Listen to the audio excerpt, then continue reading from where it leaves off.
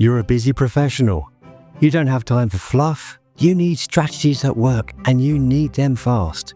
Welcome to Busy Bro Fast Wellness with me, your host, Alan fentanyl, Welsh. morphine, 100 times more. Like, the thing is, this drug actually, believe it or not, was the one that killed Michael Jackson. One of the reasons that I called it Stop Death by Desk is because I didn't want it to just be in the realm of physicality.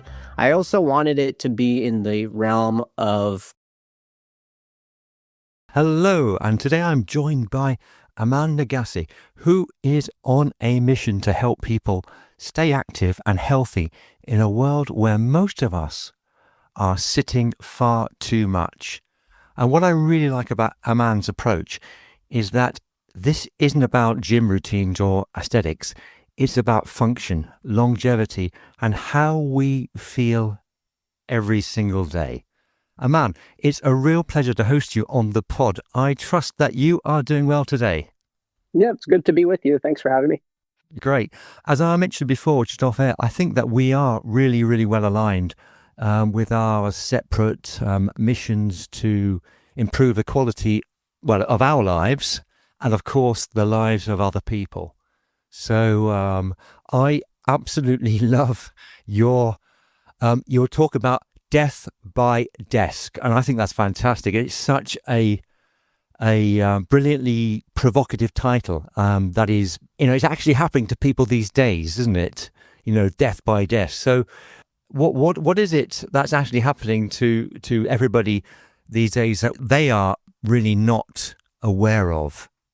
So if I had to start, actually, I gave this presentation a couple months ago. This was with, are you familiar with the Rotary Club? Yeah, the Rotary Club. Yeah, of course. Yeah. Yes. And I remember because I know that their mission involves pretty much trying to improve local economies and this, and knowing at the time before I went on a leave of absence studying physical therapy, I was looking to meet with them, see how there's a collaboration between the physical therapy organization, especially for scholarships for the students to advocate for others. And the thing is when I was giving a presentation for them, things for educational related purposes, I was like digging into the research. And one of the things that when you mentioned like death by desk, I also wanted to highlight it as an economic issue.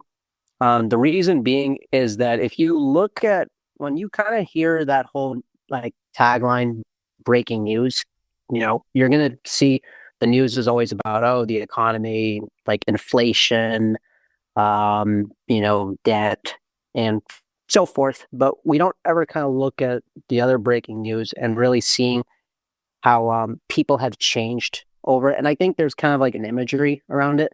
So what I mean by that is that when you think of inflation, we don't really look at inflation in the sense of like how people's shoes have changed everything, like just the amount of cushioning, even though people don't really have as much like proprioception. So I mean is like feel with the ground, or seeing how people have pretty much grown more weight.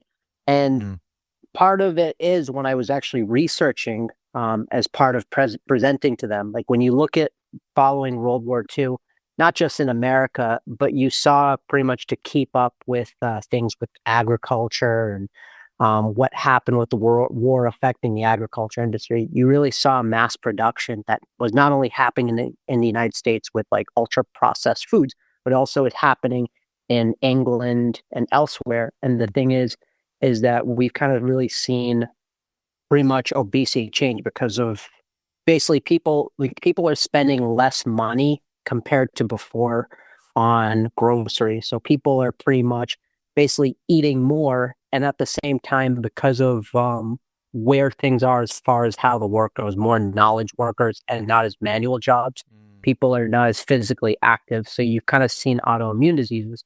So that's kind of one thing what's like really happening with people because of showing from the agricultural revolution, industrial revolution, and now like technological revolution, that, the trade-offs have been on one hand beneficial for us for like the rapid advancements, but we've just not really have gotten better. We haven't gone better, not deteriorating, basically.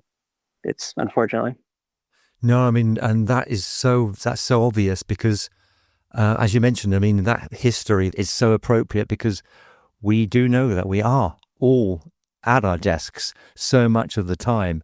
And yeah, and it's true that people now are just access to cheap food, plentiful food, and they're not really, because of it's so much processed food as well, that it's just it's comfortable, isn't it? Just to be able to access all of that very very quickly.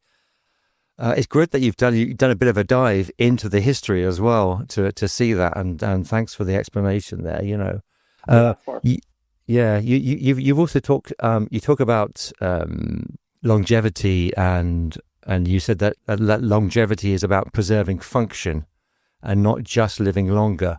What does that actually mean for someone in a typical job where they are so desk bound all the time?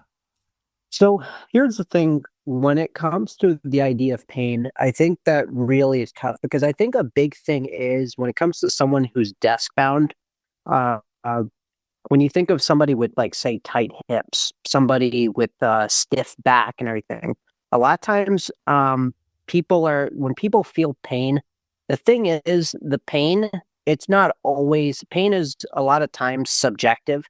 Like, there's times where pain could even be pretty much more perception based, even if there's no damage to our tissues. So, like, what I mean by that is, like, there's actually a story that actually happened over 30 years ago. It was actually in Britain, UK. There was this British construction worker. He was dubbed the boot nail guy. This guy, of all the times as a construction worker, he picked the worst time to be careless, and he basically was jumping off of I don't know where, and he apparently just like jumped onto a 6-foot-inch nail that just went right through with his boot and basically staring right at him. Coworkers basically wasted no time taking him to the ER. The doctors aren't even touching his like boot, and the guy's barely touching it, and they're screaming, telling him that, oh, like he's like, it hurts. And so they give him, I don't know what the medication was, but they were giving him some Nisium or whatever it was, the hoping it will ease drowsiness, give drowsiness, reduce the anxiety. Doesn't work. So what they did was they gave him Proferol, I think. And this is more potent than fentanyl, morphine, 100 times more. Like, the thing is, this drug actually, believe it or not, was the one that killed Michael Jackson years ago. Like, that would become famous many years ago because this was in 1995. What it turns out is that after they were easing, like, he was relaxed, they were removing the boot, removing the sock. Turned out it never even touched his foot. Basically, it just went between his big toe and his second toe. So, and here's the thing, while this story might be anecdotal, I want to elaborate on how, like, the way people look at pain. Like, for example, when you look at the, like, medical doctors, a lot of times they typically, when somebody is coming in for back pain, they're going to look at an MRI scan to see if there's any abnormal findings. And usually a lot of times if you see like a disc bulge, they might see, oh, okay, that could probably be the presumed pain. But the thing is, when it comes to an MRI scan that might be flawed, like in the findings, is that that usually shows anatomy, not function. Because when they looked at the research of it, there was probably about a third of adults that they found have disc bulges, but have like no back pain, or even like the demolition derby, the drivers, when these people are getting Yeah, whiplash as yeah, routine and basically for recreational purposes, pretty much. These guys basically, when they were looking at their looking at the way their anatomy to the MRI, they're finding a lot of times these guys weren't reporting pain, even though somebody wasn't like in their profession would be experiencing it. So I do think that when it comes to the idea around pain for people who are desk bound, that I think that because it's subjective, and mm, a lot of part is that usually a lot of times that it's more of outcome of the nervous system. It's harder for people it can be harder for people to separate symptoms from the source. But the good news is that the thing is, once it is identified, it's easier to solve multiple problems at once because they overlap rather than pretty much being like something that you have to solve separately, more of system based Yeah. rather than just say someone has tight hips, somebody has like, bad neck and everything. Sometimes they could all be part of a system that if you can fix the root of it, then I think you can solve multiple problems rather than just feeling like you have to just like check off like a to-do list. Okay, okay, that's interesting because when I've obviously checked out some of your content, I've noticed that you have you in fact there's one of the images that I saw on maybe it was on your website or one of your videos on Instagram, I can't remember, but it was a picture of a skeleton sort of just hunched over a desk at that Mhm. moment because it Yeah. was quite graphic because then the idea for me was that obviously they do say that sitting is a new smoking. There's this Yeah. this idea. I'm sure you've heard that. So I'm really fascinated that you are going into that realm of looking at how subjective some of this bit could be, and that we can't really necessarily know what the if the symptoms are serious or not, unless we obviously do more investigation. So I expected you today. I normally stand when I'm doing any work. The only time I really ever really genuinely sit down is when I have to do these interviews because I can't get my mic stand up high enough and my Yeah. laptop up that high. But otherwise, I mean, I would stand when I'm most of the time, unless I'm really genuinely tired. But so people, you would advocate that people do maybe do exercises or something, or how do they get out of that rut, let's say, of being so desk bound and maybe not having so much pain, even if it is subjective, the pain.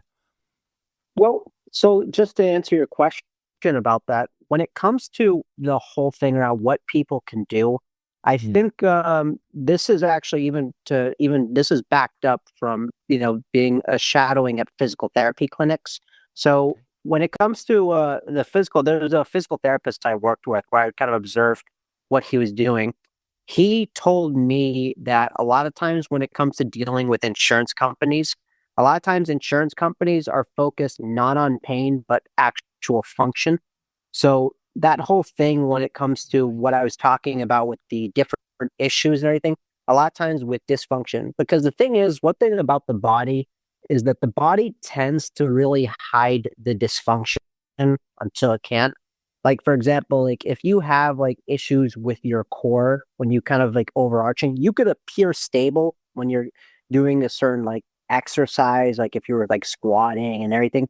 But like eventually, like your body can't eventually get do it for long because when I talk about muscle imbalances, like for example, like with sitting, one of the things is sittings is one of the examples where somebody can develop muscle imbalances. And so, if anybody wants to really understand muscle imbalances, it really is when basically one joint is overcompensating for the other because it's not doing the job. Say, for example, when it comes to like the office or work and everything, imagine if some people are basically, doing more for the others, and that's not even their role to begin with. Then, I mean, there's kind of dysfunction, and it's kind of discussed how there's different types of imbalances. Like there's pretty much, for example, in clinical terms, like agonist, antagonist. So, like that one might be, for example, when you're sitting, as you talked about, when you're trying to sit up straight. If you might like your primary muscles could be like, say, your chest and then like your shoulders.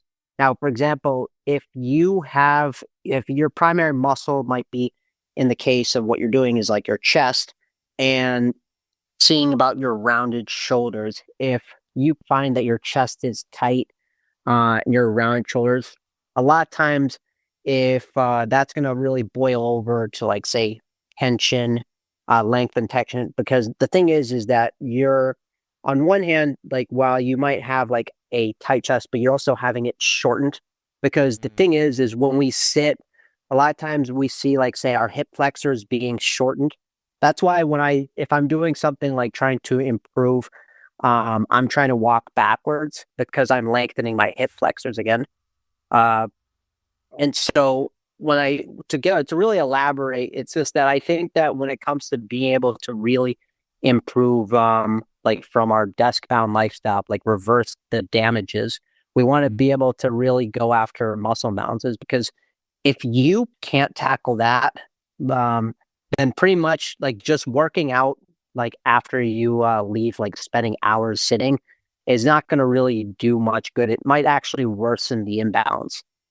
So to give you an example for the audience, if they're listening, like for example, when I had somebody trying this before, when it came to posture, when it comes to more of the shoulders. So like what I do is that I have the hands like almost like somebody's getting arrested. And usually what I do is I kind of have like holding them up here.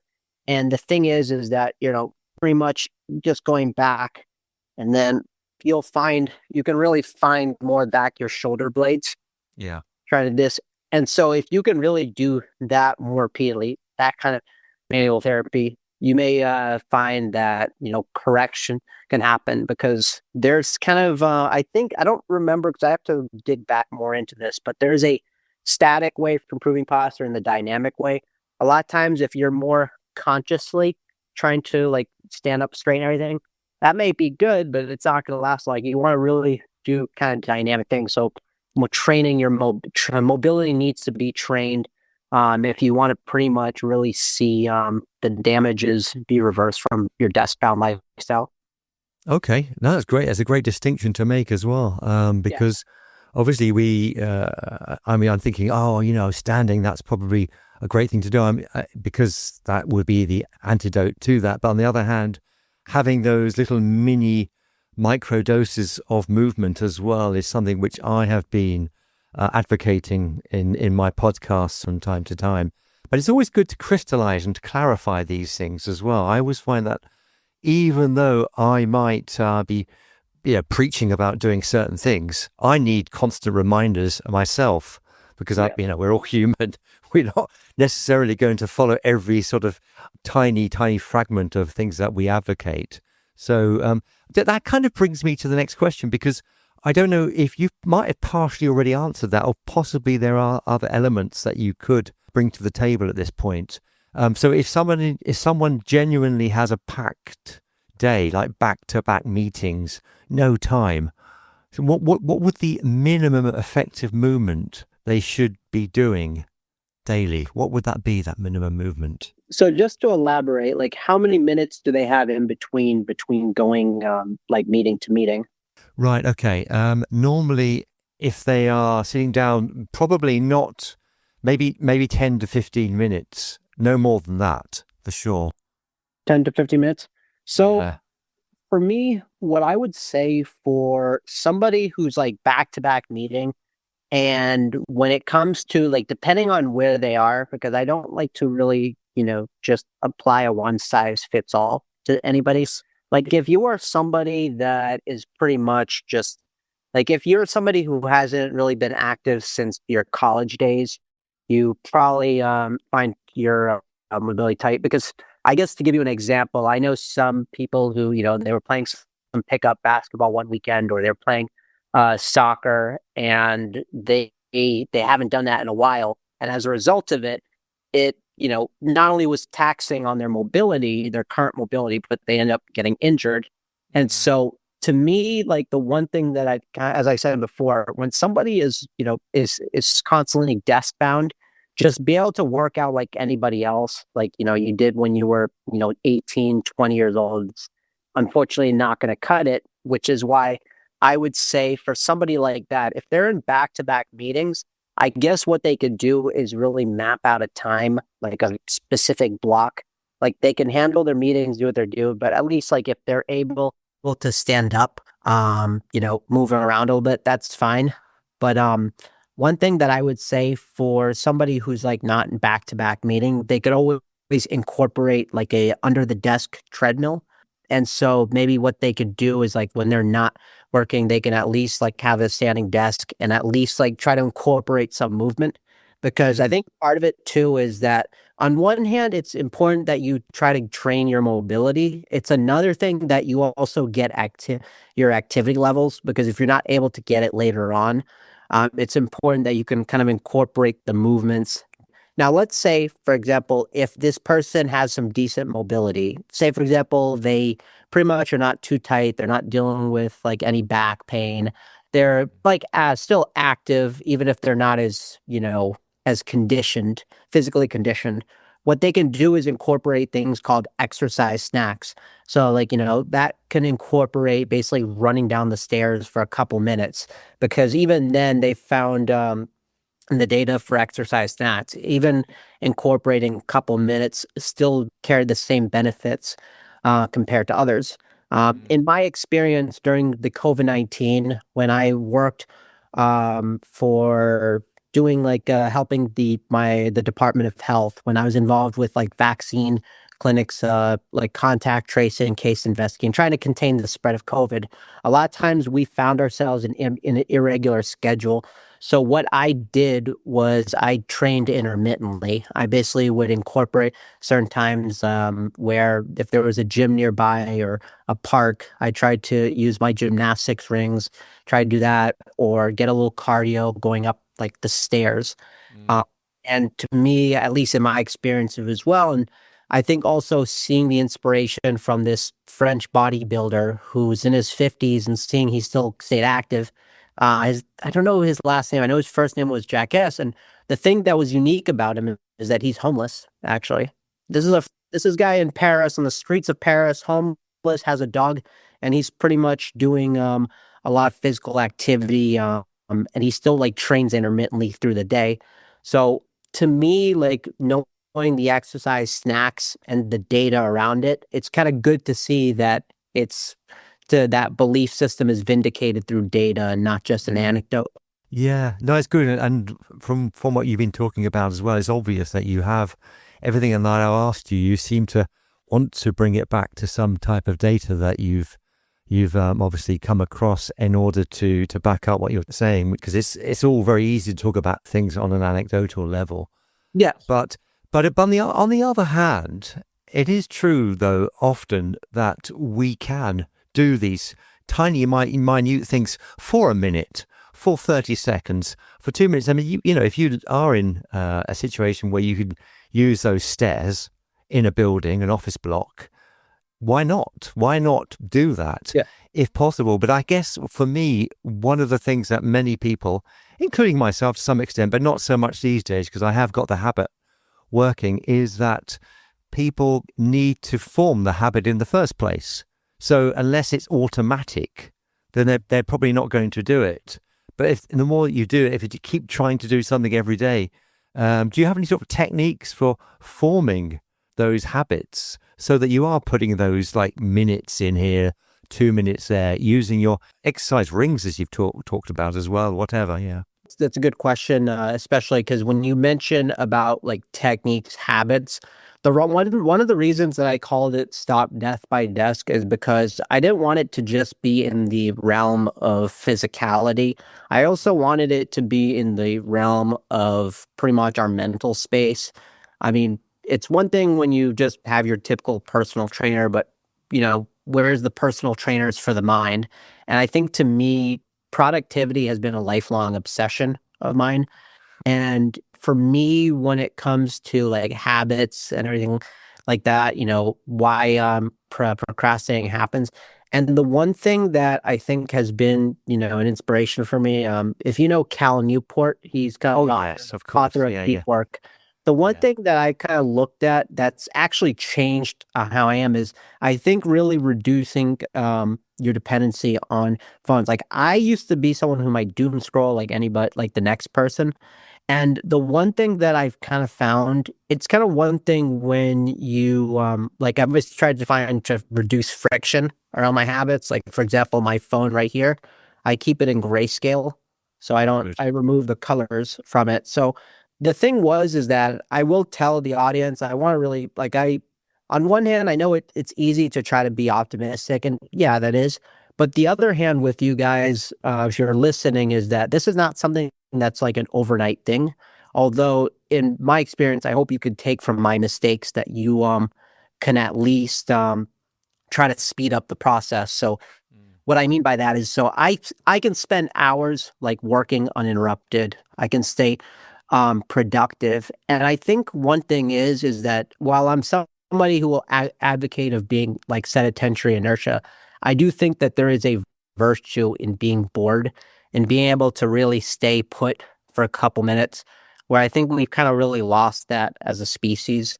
So like when I see, for example, like, I mean, when's the last time like any one of us have spent like 25, 30 minutes, like just relaxed, doing nothing?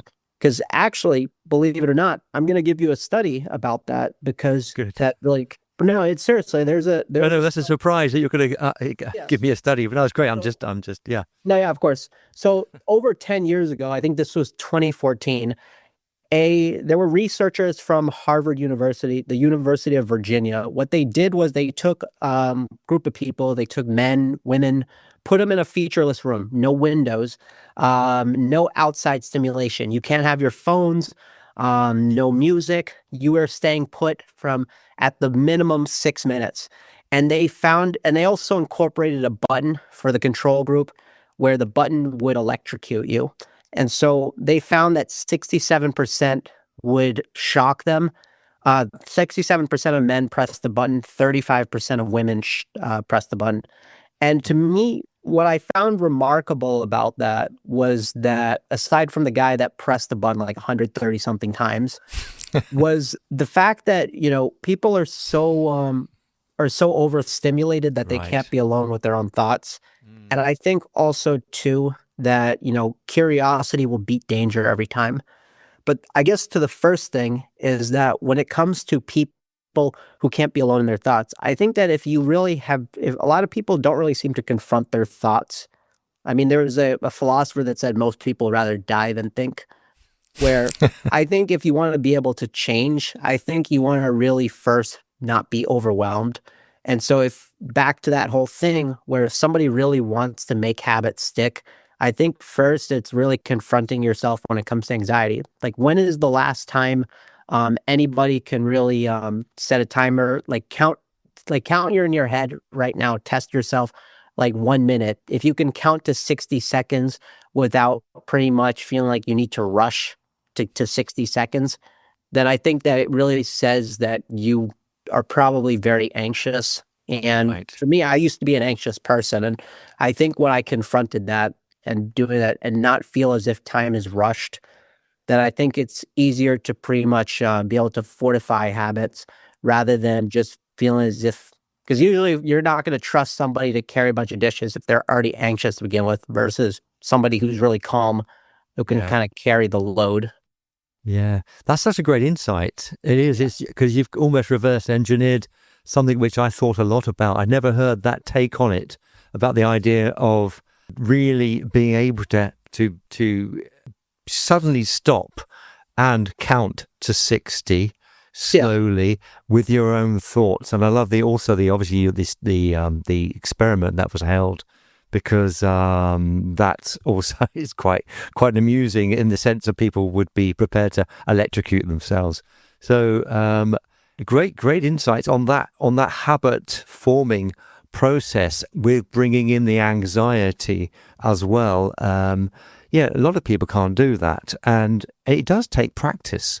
It really does, doesn't it, to stay alone with your thoughts and not to have that temptation to be scattered, to suddenly go off, to suddenly think, oh, there's this, or be distracted by that.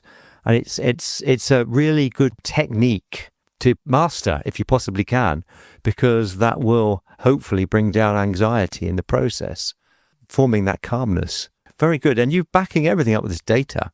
I love it. These studies, Harvard and Virginia University, you know. Yeah. Good, thank you.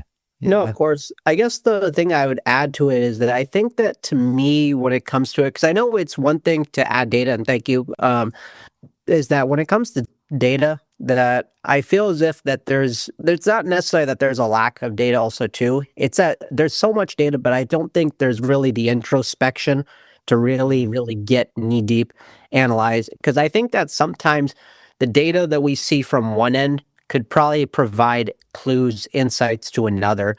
So for me, it's almost like, you know, with because actually I was watching this series, Young Sherlock Holmes by Guy Ritchie, who I've just been watching that. yeah, I like Guy Ritchie's the best. And Yeah. to me, like when I look at, like how Sherlock Holmes known for investigating things like the clues.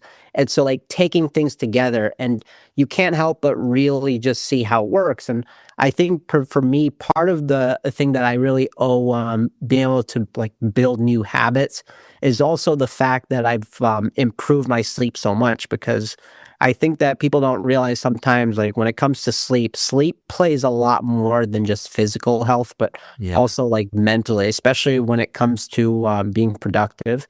Because when it comes to habits, I think a part of it really is that if you can check your notifications less mentally, if you don't really feel the need to want to check like your message every couple minutes, then it kind of shows how much your cognitive enhancement has become. And at least also too taking from Cal Newport, because I think to me it's just that if people are so like anxious, then I think it's really hard to change because you're too rigid, whether you realize it or not. I guess, and also from what you've just said as well, it's also about an awareness, because I've noticed that myself, for example, I have gone through peaks and troughs with this, and there have been sort of periods of my life which have gone on for weeks, months, where I have felt really in the zone. And I've noticed that, I will be honest, probably the last couple of months, I have gone off the boil. I've gone into a thing where I felt a little bit more frenetic. I haven't had that sense of stillness, that sense of calm. But I'm aware of that. And I've now had to try to find ways in order to get myself back into that zone. But it's having that, if you're not aware of that in the first place, if you're just living this life in this constant malaise of fogginess and just getting through from day to day, then I guess you're not going to make any progress anyway. And I guess many people would, and me included, in the past, I was just living that life anyway. I mean, I was pretty okay. I was successful enough with what I was doing, but internally, no, not really. And that whole thing that you mentioned about productivity in Cal Newport, and there are many other people there that would go down that route of how do you maximize productivity. I think that's also a bit of a rabbit warren in itself. I mean, I'm a great thing of Oliver Burkeman. I'm more realistic about that type of thing, but it's a fascinating topic. And from your background, I guess, because a veteran of the Air Force, and then going into, I mean, you did data analysis, didn't you? Is that right? Data as well. Yes. Yeah.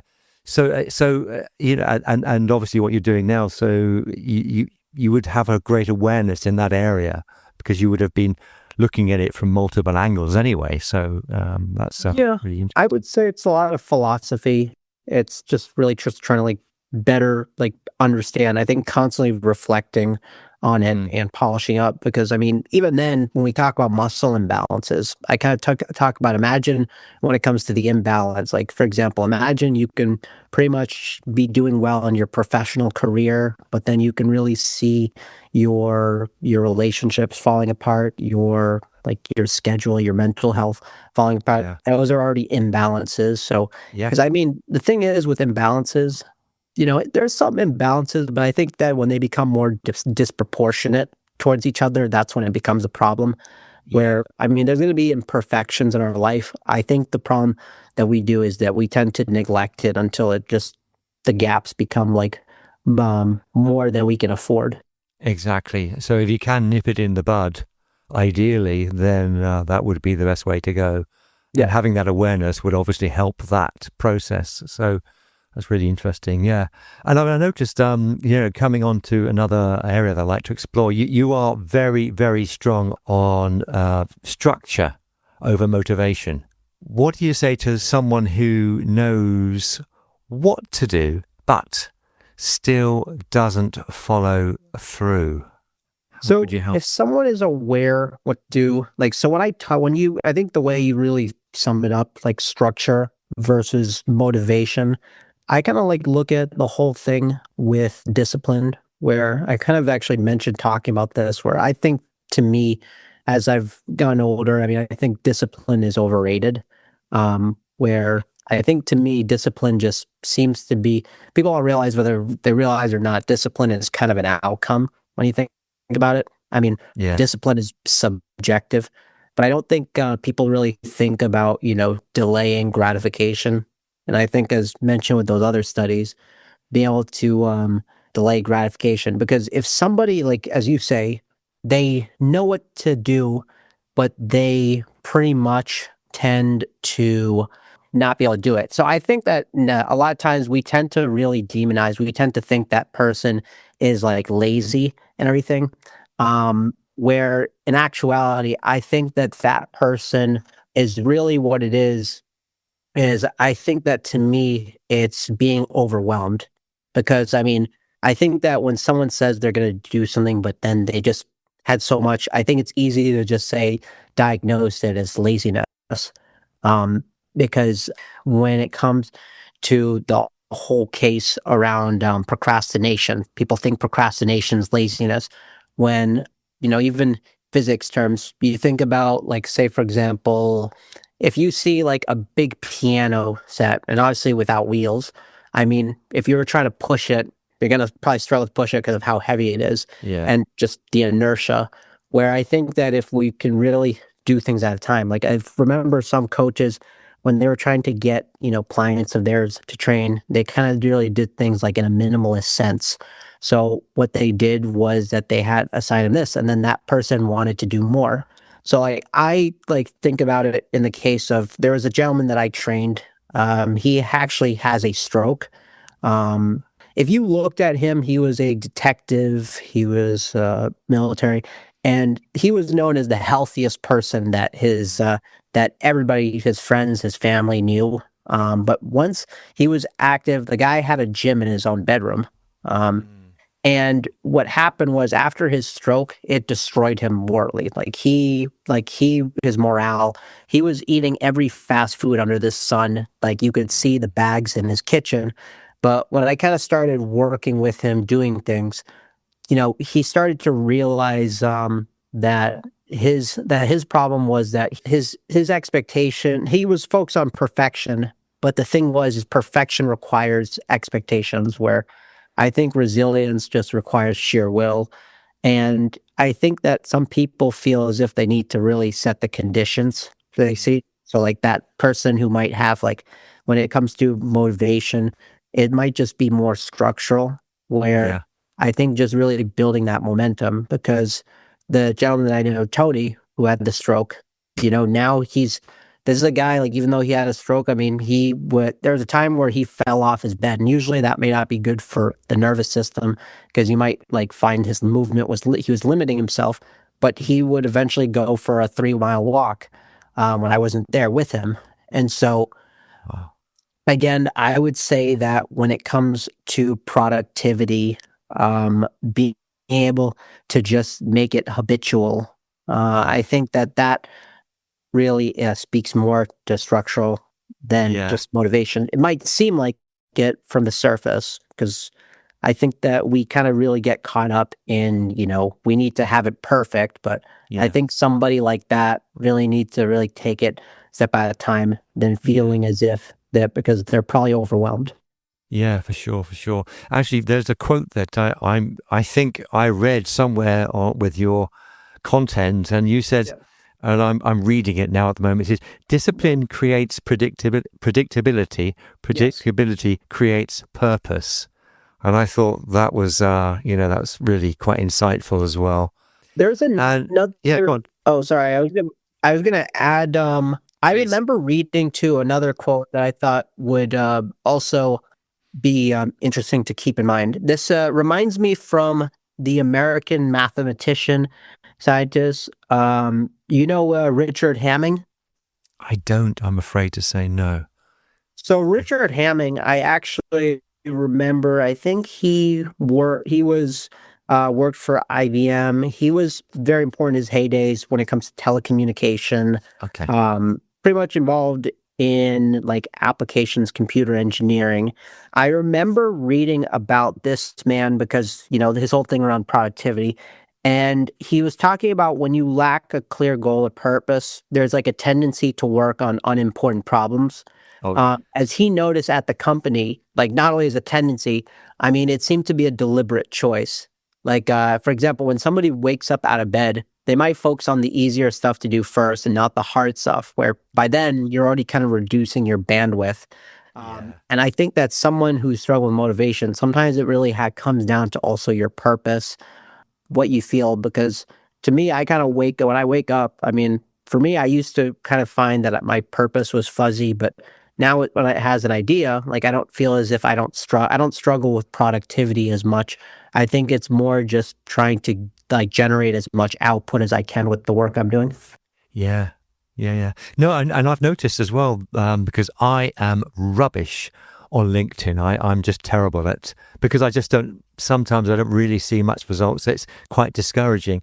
But Yeah. I have looked at your post, and you're posting pretty much every 2 or 3 days. You'll put a post up there, and regardless, and you've got that, you've formed that habit where you're doing that. So yeah, Yeah. great. Yeah, I for sure.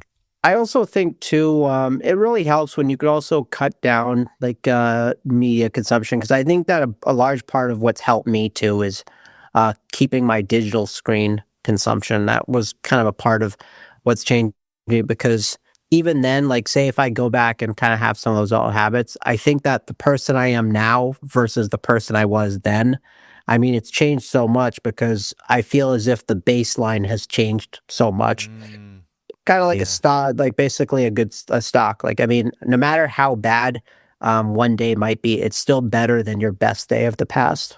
Yes, absolutely. And it's interesting because we've been talking about, we've gone off on a complete and utter tangent from what I was originally planning to Oh go here. yeah, I So apologize for that. no, it's not at all, no, because it's fascinating to do that. And um, but there is a question, my edge question that I'd like to ask you, which Sure. is, do you think the real issue is in fact the desk sitting, or is it that people are choosing comfort over long-term health?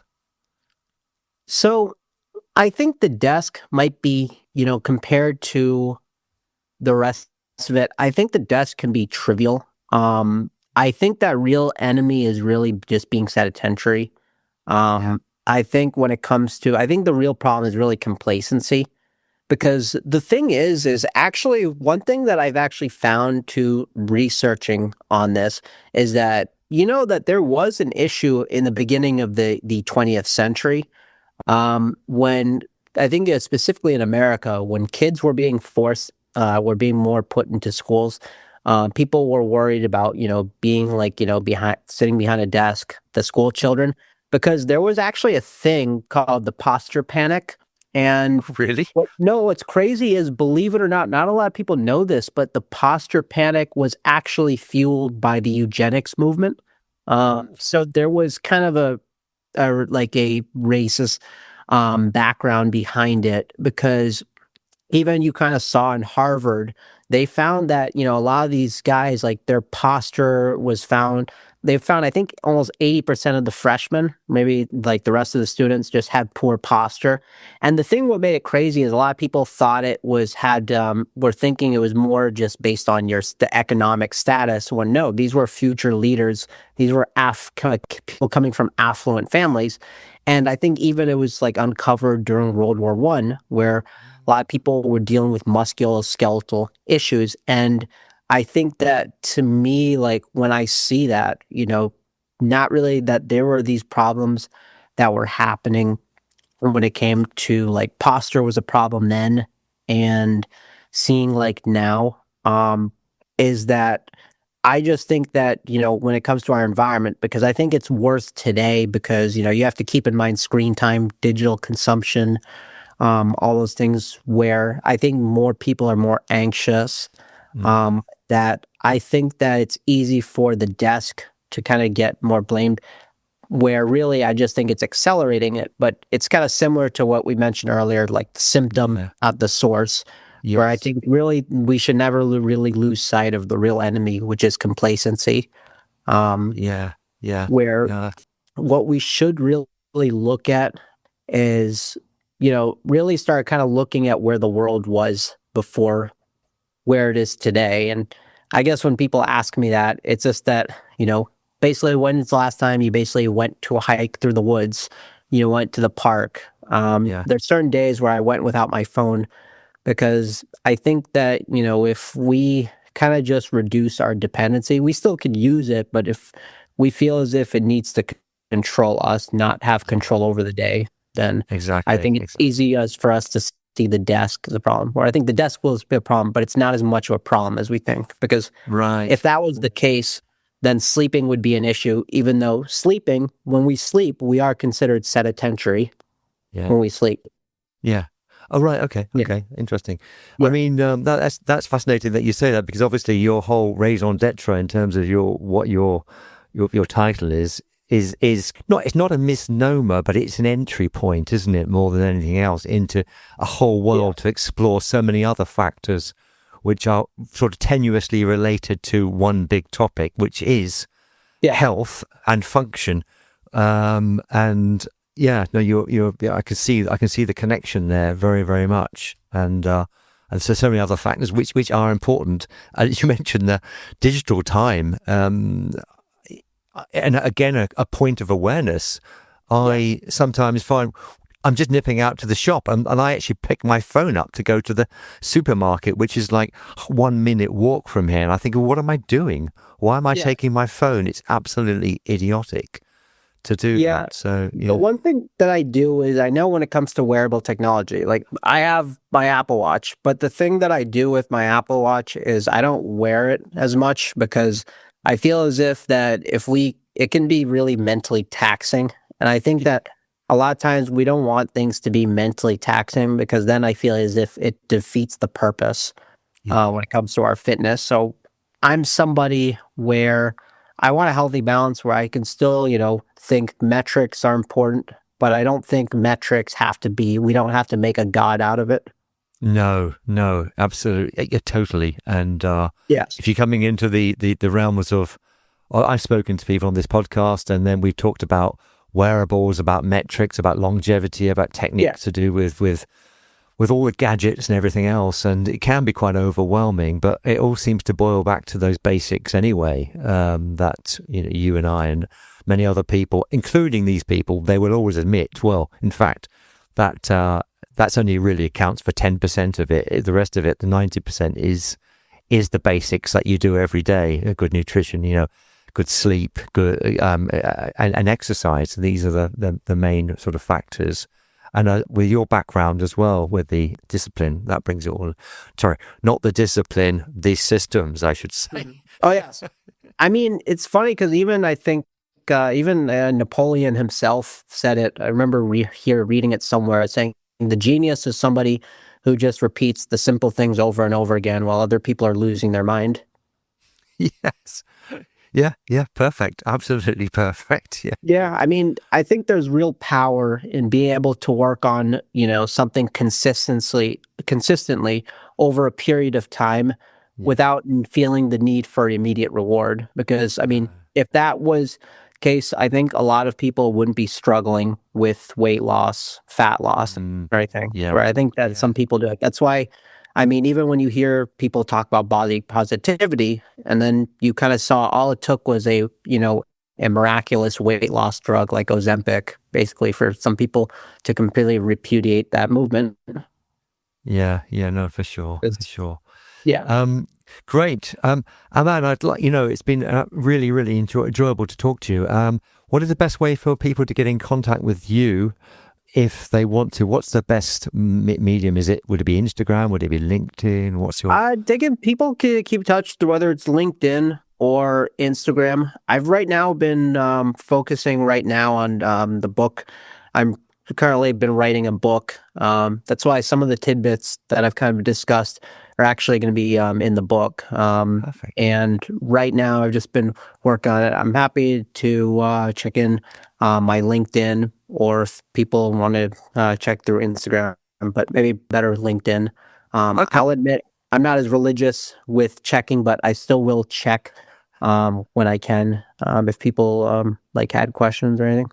Yeah, for sure. What I'll do is I'll leave any links that I could find in the show notes anyway, So if people want to do that, they can certainly check you out.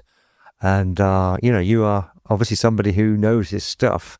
And I'm great that you're writing a book, as you say. I thought that I'd seen an ebook or something at some point. There was, but I want to go bigger, elaborate more, like an actual book and everything that I think really kind of just stems from not just like years of my own life. Like it's not going to be obviously focused necessarily on me, but really aspects, things about that I've learned and that for me just ties into like more of a big picture that I think to me like what I want to really cultivate about Death by Desk because I think that there's more to it. It's like the history, and I think to me it's for me. I hope that when anybody who reads that book can really see it as a catalyst, because I think that there's so much out there, and I think that to me, I'm somebody who's basically have been in that trenched, just constantly just exploring for 10, 20 years and everything. And I think to me, having to go through all of that and then coming out, thankfully, with a fresh perspective, enriching, I hope that I can kind of provide that what's happened to me to others. Yeah, for sure. And it's always great because the process for you would be quite a cathartic one in the sense of you'll be taking all of your experiences, bringing in your own stories and amalgamating them with what's happened in the past. Because I sense, and correct me if I'm wrong, but you do have an interest in history and how that plays into how we are now from the past. And you can see that evolution, which you've already alluded to anyway.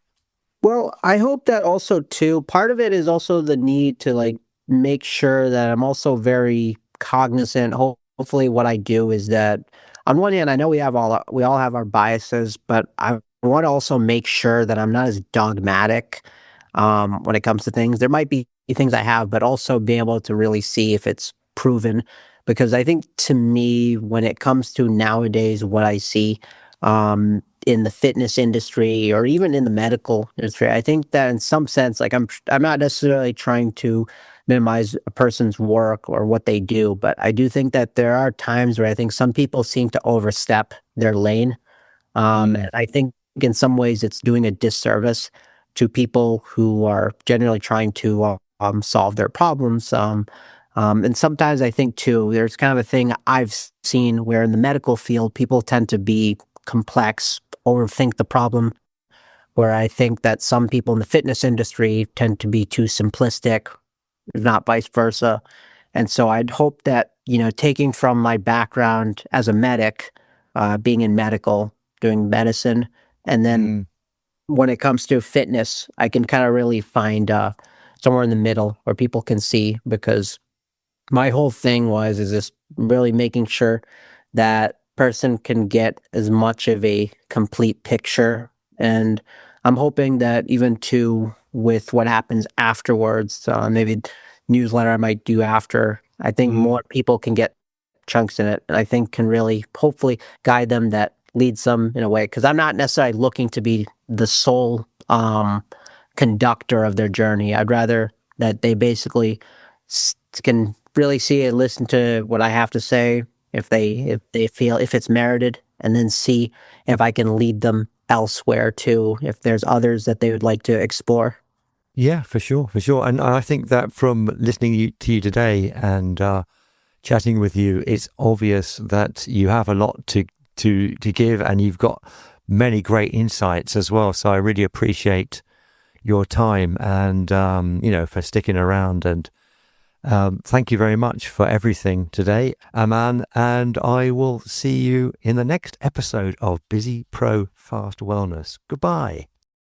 Well, I really appreciated all that because there was a lot of depth, and all the data and stories were fascinating. So for me, one of the biggest takeaways was that it's not about doing everything perfectly. It's about doing something consistently. A few minutes of movement, a bit more awareness, building simple structures into your day. This all adds up. If you enjoyed this episode, don't just leave it there. Pick one idea and put it into action today. That's where the real change happens. Thank you for listening. Goodbye for now.